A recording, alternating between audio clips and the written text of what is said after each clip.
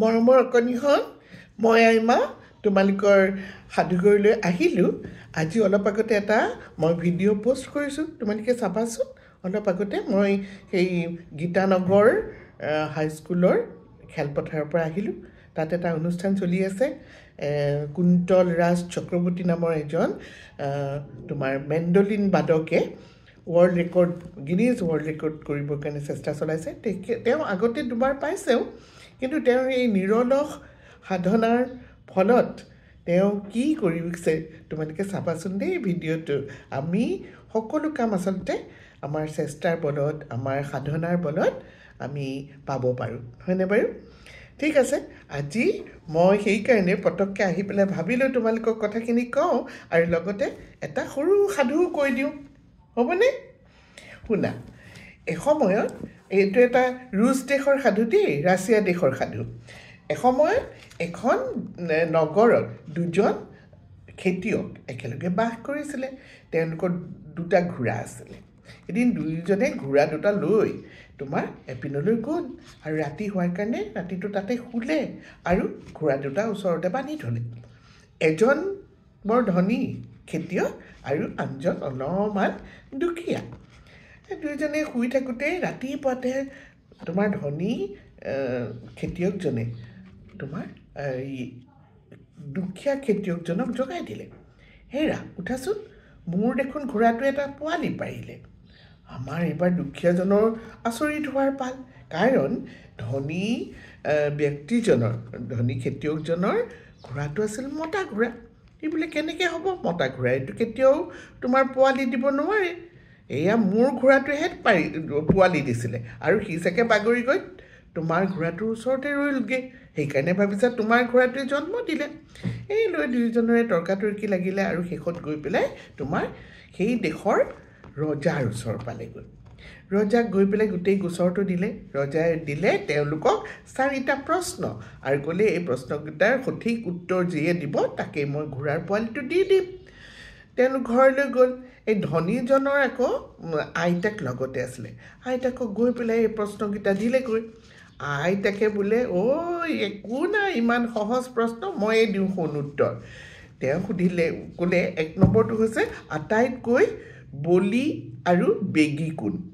আইতাকে ক'লে কেলে, আমাৰ যে বগা ঘোঁৰাটো তাতকৈ আৰু কোন আটাইতকৈ বেগী আছে? ইমান জোৰকৈ যোৱা ঘোঁৰা ক'ৰবাত দেখিছ? আৰু কিমান বল তাৰ, কিমান বস্তু সি কঢ়িয়ায় প্ৰতি বছৰে, সিটো ভাগৰি পৰা নাই। তাৰপিছতো আটাইতকৈ শকত কোন?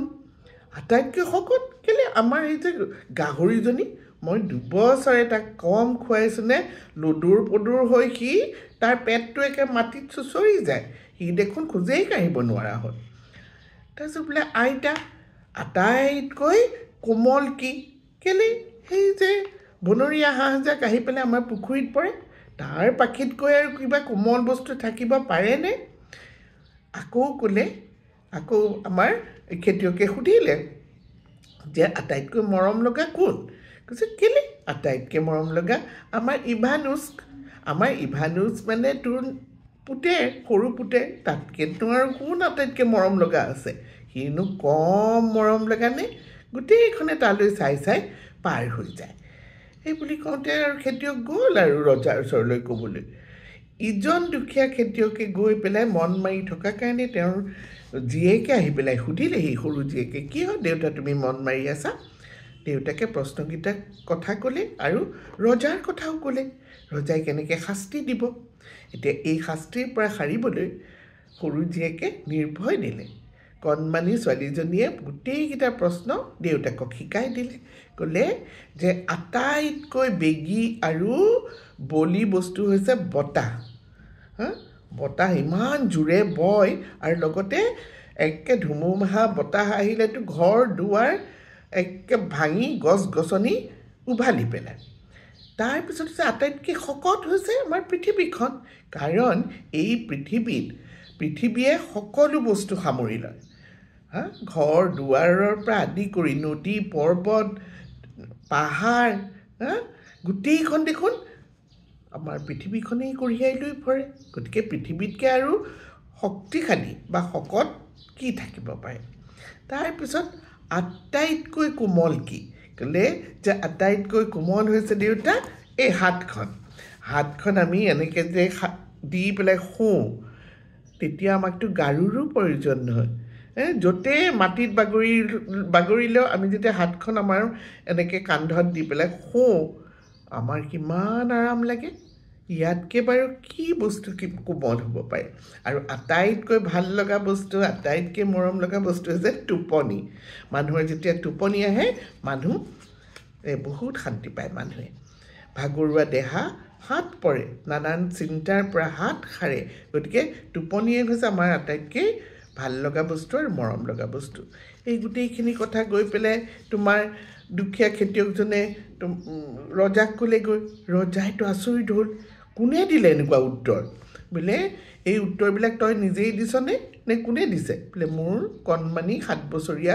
ছোৱালী ইভাই দিছে হয় নেকি আকৌ ৰজাই প্ৰশ্ন দিলে দোৱা এই সূতা এডাল দিলে কিমান ডাঙৰ সূতা জানানে এই অকণমানি সূতা এডাল দি পেলাই ক'লে এনেকুৱা সূতা এডাল দি পেলাই ক'লে এই সূতাডাল নি তোমাৰ ছোৱালীক দিয়াগৈ আৰু কাইলৈৰ ভিতৰত মোক 3খন গামোচা বৈ দিবলৈ কোৱাগৈ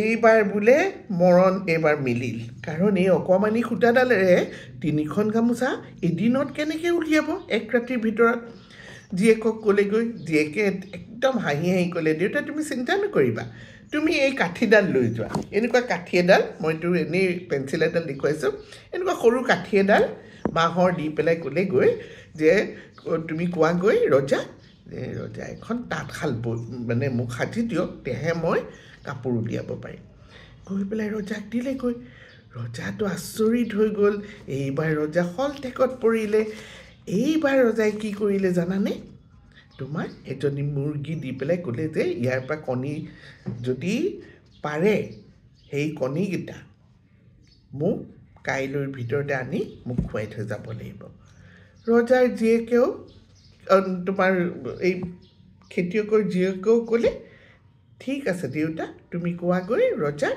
যে এই মুৰ্গীজনীক খুৱাবলৈ মোক 1 ৰাতিৰ ভিতৰত হোৱা শস্য লাগিব অৰ্থাৎ আজিয়েই ৰুব লাগিব আজিয়েই ডাঙৰ হ'ব লাগিব শস্য আৰু তাৰ পৰা গুটি আনি মোক দিব লাগিব এইবাৰ এই উত্তৰ শুনি তোমাৰ ৰজা আকৌ এবাৰ শলঠেকত পৰিল ৰজাই বোলে তোমাৰ ছোৱালীজনী বৰ বুদ্ধিমতী এই বুদ্ধিমতী ছোৱালীজনীক মই পঢ়াই শুনাই ভৰণ পোষণ দিম আৰু অকণমান ডাঙৰ হ'লে তাইক মোৰ ল'ৰালৈ বিয়া কৰাই আনি মই মোৰ ৰাজকুমাৰী বনাম আৰু সেইমতে ছোৱালীজনী ডাঙৰ হোৱাৰ পিছত ৰজাৰ ৰাজকুমাৰৰ লগত বিয়া হ'ল আৰু এসময়ত গৈ সেই দেশৰ ৰাণী হ'ল দেখিলা উপস্থিত বুদ্ধি আৰু উত্তৰ দিব পৰা সাহস থাকিলে মানুহ ক'ৰ পৰা ক'লৈ যায় ঠিক আছে এতিয়াৰ কাৰণে বাই বাই